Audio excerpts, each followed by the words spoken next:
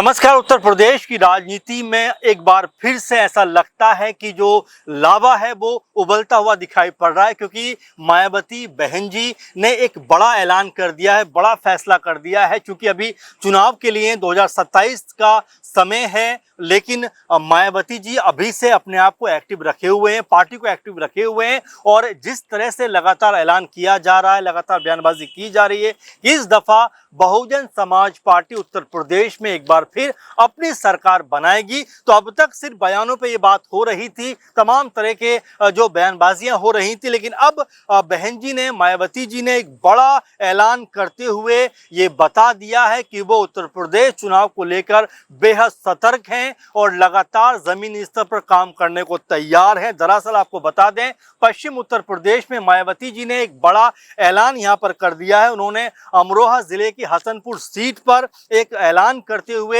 यहां से अपना प्रत्याशी घोषित कर दिया है। आपको बता दें, इस सीट से पूर्व ब्लॉक प्रमुख हाजी मुमताज अली उर्फ हाजी भुट्टू को प्रत्याशी घोषित करके राजनीति में एक अलग तरह की चर्चा छेड़ दी है। क्योंकि अभी तक तो तमाम जो दल हैं वो पेजों पर ही खाका खींच रहे हैं, वो अभी तक समीकरण बनाने में व्यस्त हैं। कहाँ किसको कितना वोट मिलेगा, कहाँ पे पिछली बार कितना वोट मिला था, इन तमाम चीज़ों पर चर्चा करते हुए दिखाई दे रहे हैं। लेकिन मायावती जी ने एक कदम आगे बढ़ते हुए अमरोहा की हसनपुर सीट से ये ऐलान कर दिया है कि यहाँ से उनके मुस्लिम प्रत्याशी यानी मुसलमान चेहरा यहाँ से दिखाई पड़ेगा और उनका नाम है हाजी मुमताज अली, जिनको उस क्षेत्र के लोग हाजी भुट्टू के नाम से भी जानते हैं। तो जाहिर बात है कि यहाँ पर बीएसपी जो है अपने आप को अभी से आगे रखने की कोशिश में लगी हुई है। कई दफा ये देखा जा रहा था, इस बात की चर्चाएं थी कि क्या बीएसपी कोई बड़ा ऐलान यहाँ पर कर सकती है, क्या किसी के साथ में गठबंधन में जा सकती है, लेकिन बीएसपी की तरफ से कोई प्रतिक्रिया नहीं आई। आपको याद होगा, कांग्रेस पार्टी के कुछ सांसद बाकायदा घर भी मिलने पहुंचे थे और ये खबर निकलकर सामने आई थी कि कांग्रेस पार्टी चाहती है कि बीएसपी के साथ में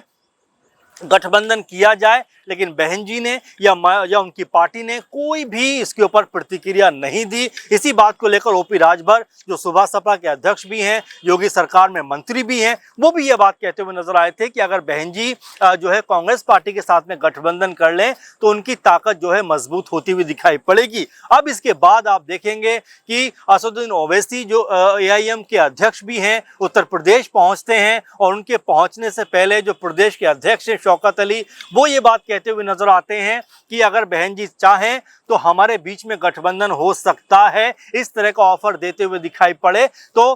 माहौल तो बन रहा था गठबंधन का, लेकिन मायावती जी ने अभी तक इसके ऊपर कोई भी प्रतिक्रिया नहीं दी है, कोई भी बात नहीं कही, बल्कि उन्होंने एक ठोस प्रयास करते हुए, एक मजबूत कदम उठाते हुए ये ऐलान कर दिया है कि पश्चिम उत्तर प्रदेश में सबसे ज्यादा निगाह मायावती जी की रहेगी। और इसी मकसद के तहत उन्होंने जो है अमरोहा की हसनपुर सीट से एक प्रत्याशी का अनाउंसमेंट कर दिया और ये बता दिया कि उनकी तैयारी पर शक और शुबा करना किसी के लिए भी जो है मुश्किलों का सबब बन सकता है। क्योंकि अब तक मायावती जी के बारे में ये कहा जाता रहा है कि वो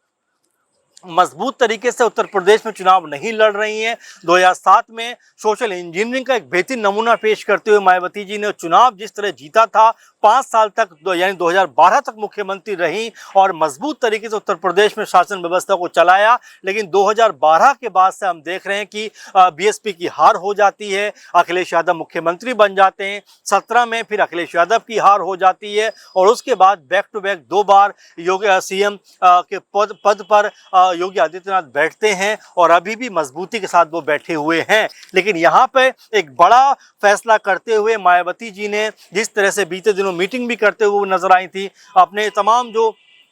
नेता थे उनके साथ बैठक करते हुए नजर आई थी और ये कहा जा रहा था कि सिर्फ दलित पे हमें फोकस नहीं करना, दलित समुदाय को ही लेकर हमें नहीं चलना, बल्कि समाज के तमाम वर्गों को हमें टारगेट करना है, हमें उनको लेकर चलना है। और इसी मकसद के तहत अब हो सकता है, क्योंकि मायावती जी ने इससे पहले भी एक सोशल इंजीनियरिंग का बेहतरीन नमूना पेश करते हुए 2007 में दलित, मुस्लिम और तमाम जो बाकी समुदाय होते हैं उनको साथ कर लेकर वो चली थी। अभी भी ऐसा लगता है, क्योंकि ब्राह्मण समुदाय को लेकर बीच बीच में जिस तरह के तमाम चीज़ें सामने आई, उसके खिलाफ भी मायावती जी खड़ी होती हुई दिखाई पड़ी और ये तक कहती हुई नजर आई अपनी मीटिंग के दौरान कि हमें ब्राह्मण समुदाय को लेकर भी मजबूत तरीके से फोकस करना है, क्योंकि इसको ऐसे भी समझा जा सकता है कि ब्राह्मण समुदाय को लेकर जिस तरह की नाराजगी दिखाई पड़ी योगी सरकार को लेकर कि क्या उनके लिए काम किया जा रहा है, क्योंकि हमने देखा कि 40-50 जो ब्राह्मण चेहरे थे, ब्राह्मण विधायक थे बीजेपी के, वो एक जगह पर मीटिंग करते हुए नजर आए थे। उसको लेकर भी ये कहा गया कि क्या ये मीटिंग योगी जी के खिलाफ हो रही है, क्या योगी जी के साथ जो है जब चल रहे हैं ब्राह्मण समुदाय के लोग, क्या उनके साथ में कुछ बेहतर नहीं हो पा रहा है, इस तरह की बातें होती हुई दिखाई पड़ी थी। अब इन्हीं तमाम चीज़ों को भांपते हुए मायावती ने जो ऐलान कर दिया है और जो फैसला कर दिया उससे तो ये समझा जा सकता है कि सिर्फ दलित वर्ग तक मायावती सीमित नहीं रहना चाहती हैं, बल्कि मुस्लिम समुदाय, ब्राह्मण समुदाय या और भी जो तबके हैं उनको साथ लेकर चलना चाहते हैं। और इसी की एक बानगी हमें पश्चिम उत्तर प्रदेश में नजर आ रही है, जहाँ पर मायावती जी ने एक मुस्लिम चेहरे को टिकट देकर कहीं ना कहीं एक बार फिर ये दर्शाने का प्रयास किया है कि मुस्लिमों का के ऊपर सिर्फ हक एक पार्टी का नहीं है, चाहे वो कांग्रेस हो, सपा हो, चाहे ओवैसी जी हो, बल्कि बीएसपी का भी एक मजबूत वोट रहा है मुस्लिमों में। तो ऐसे में उन्होंने जिस तरीके से ये फैसला किया है, इस फैसले का कितना असर होता हुआ दिखाई पड़ेगा और साथ में जो वोट बैंक मायावती जी से खिसक गया था, क्योंकि हमने देखा कि तकरीबन जो वोट बैंक मायावती जी के पास में दलित समुदाय का 20-22% का वोट रहता था,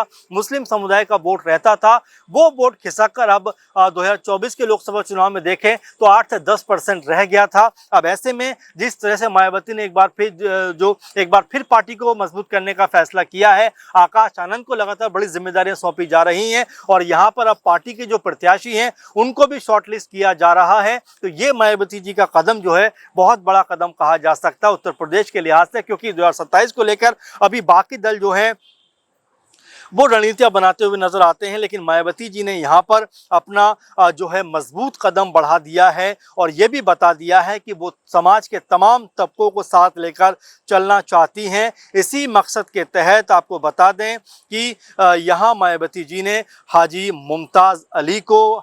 हसनपुर विधानसभा का प्रत्याशी और प्रभारी घोषित कर दिया है। उन्होंने कहा कि वो पार्टी अध्यक्ष मायावती का संदेश लेकर आए हैं और अब कार्यकर्ताओं को चुनावी तैयारियों में जुट जाना है। आपको बता दें ये जो घोषणा की है ये उत्तर प्रदेश प्रभारी बीएसपी के बाबू मुनकान अली ने की है। उन्होंने कहा है कि अब तमाम जो बीएसपी के कार्यकर्ता हैं वो चुनाव में पूरी तरीके से जुट जाएं, तैयारियों में जुट जाएं, क्योंकि आपको बता दें कि मायावती जी 4 बार उत्तर प्रदेश की मुख्यमंत्री रह चुकी हैं और वो ये भी कहते हैं कि मायावती जी के राज में, मायावती जी के शासन में कानून व्यवस्था जो है उत्तर प्रदेश की बहुत मजबूत रही है। तो ऐसे में मायावती जी के उन तमाम कार्यों को लोगों के बीच लेकर जाएं और जिन प्रत्याशियों का ऐलान होता है उनके पक्ष में एक माहौल बनाने का प्रयास करें, ताकि उत्तर प्रदेश में बीएसपी एक बार फिर से सत्ता के